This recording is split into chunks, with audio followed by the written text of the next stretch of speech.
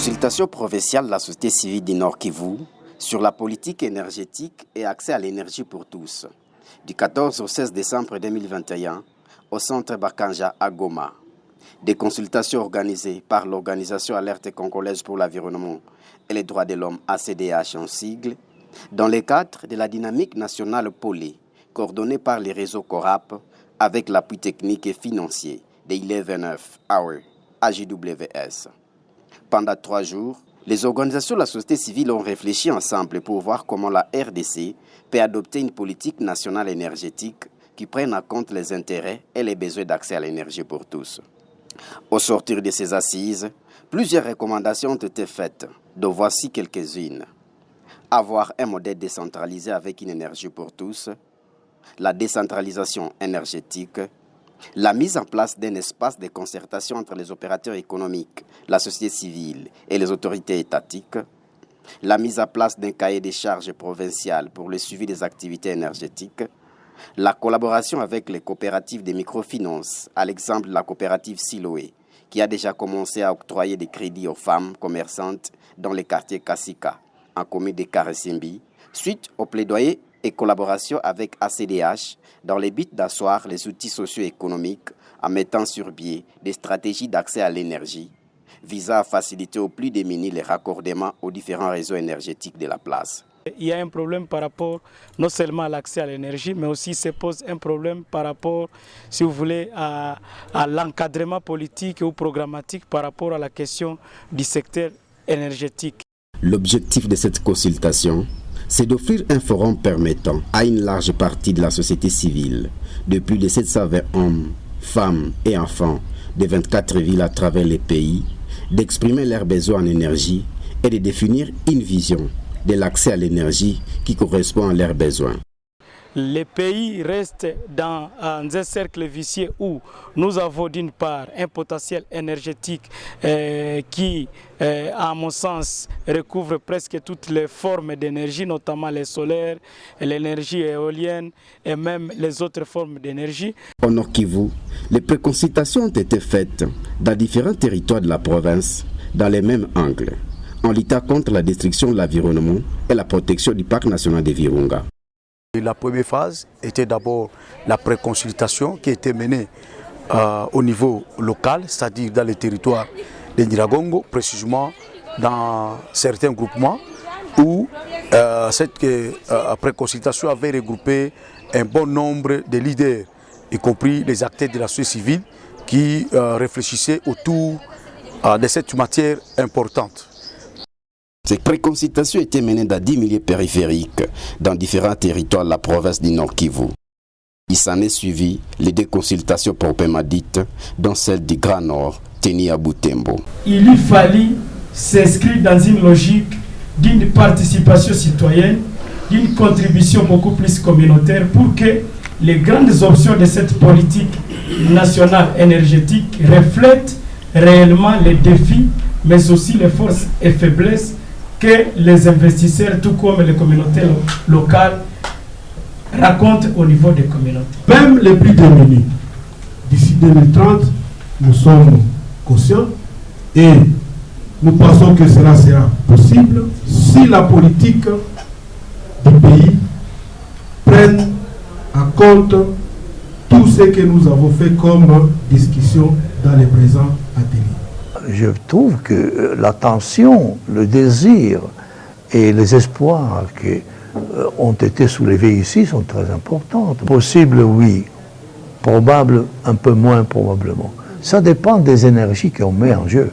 Ça dépend des ressources psychologiques, culturelles, mentales, sociales, économiques, techniques qu'on peut mettre sur la table.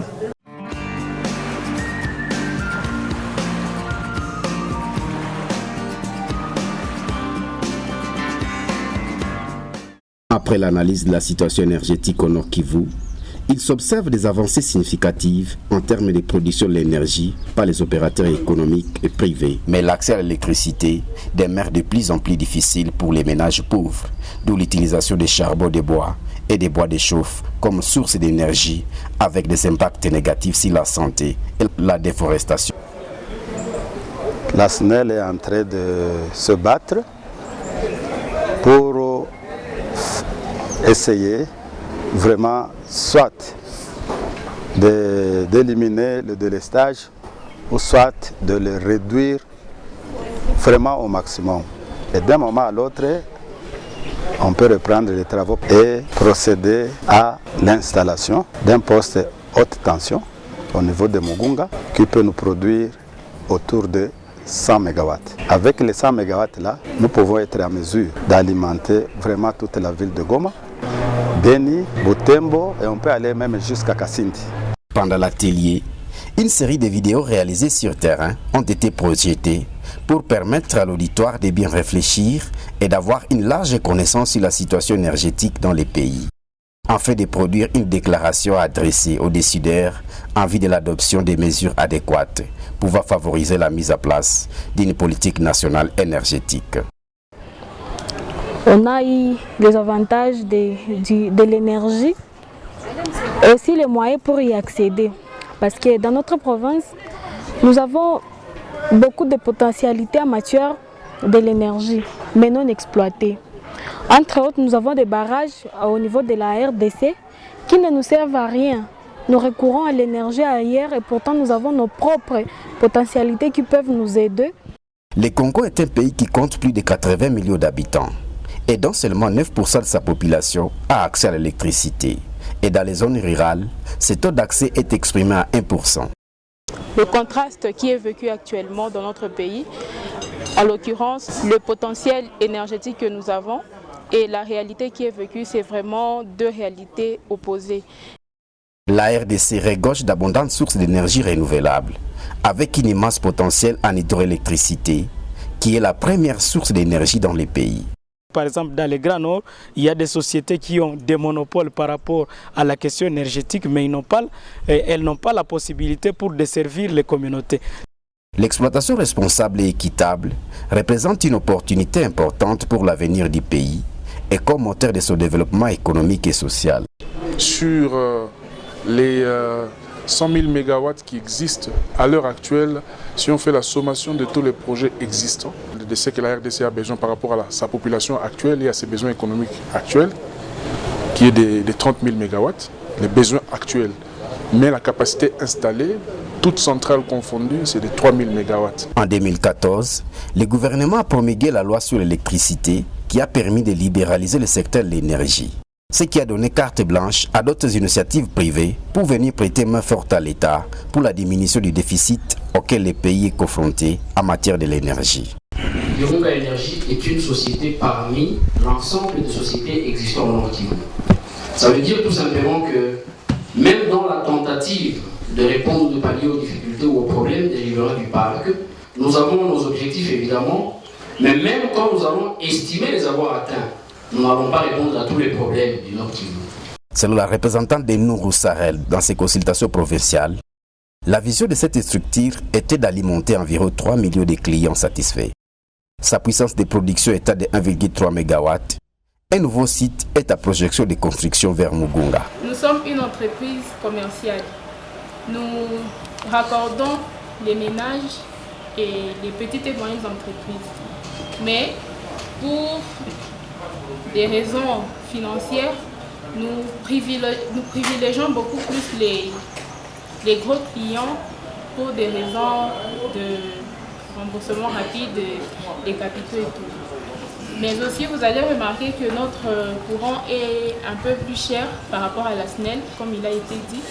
Mais cela est lié à notre source d'énergie. Le solaire ne fonctionne pas de la même manière que l'hydro. Tenant compte de l'exploitation des sources qu'elle dispose dans le secteur de l'hydroélectricité, la RDC est un pays riche en potentiel de l'énergie hydraulique, l'énergie éolienne, l'énergie géothermique, l'énergie solaire, l'énergie de la biomasse. C'est seulement 10% que sa population et ses besoins économiques se partagent. Alors toutes ces sources d'énergie ont été évaluées en termes de potentiel. Le potentiel chiffré le plus connu, c'est le potentiel hydroélectrique qui est de 100 000 MW et que nous n'avons pas encore développé, même à concurrence des 10 ou 15%. Dans cet atelier de consultation à l'accès facile à l'énergie abordable, abondante et fiable, M. Gédéo Bakireti, chargé de l'éducation à l'environnement chez VVF, a présenté des digesteurs biogaz qui consistent à recycler les déchets du ménage en fait de produire du gaz pour la cuisson. Une alternative additionnelle apportée dans le système énergétique au Nord Kivu. Avec la réflexion issue de cet atelier, nous avons voulu vulgariser ces méthodes de home biogaz, qui est une technologie simple et facile où le ménage peut lui-même produire son gaz et cuisiner d'une manière propre, sans beaucoup d'efforts, mais aussi d'une manière économique. Et il épargne l'argent. Ce projet a été expérimenté dans la localité de Saké, où environ 40 ménages utilisent déjà ces kits en biogaz. Et en 2022, VVF compte en appuyer plus de 1000 ménages, surtout les ménages les plus démunis. À la clôture de cet atelier, une note de plaidoyer a été signée par les organisations participantes. Une déclaration a été produite pour immortaliser ces consultations provinciales.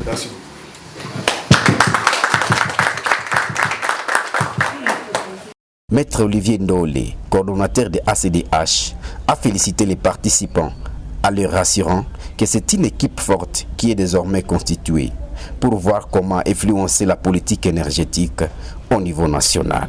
C'est donc par rapport à cela que j'ai manqué les mots à vous dire merci, mais comme c'est le seul mot qui existe, je ne peux que vous dire merci.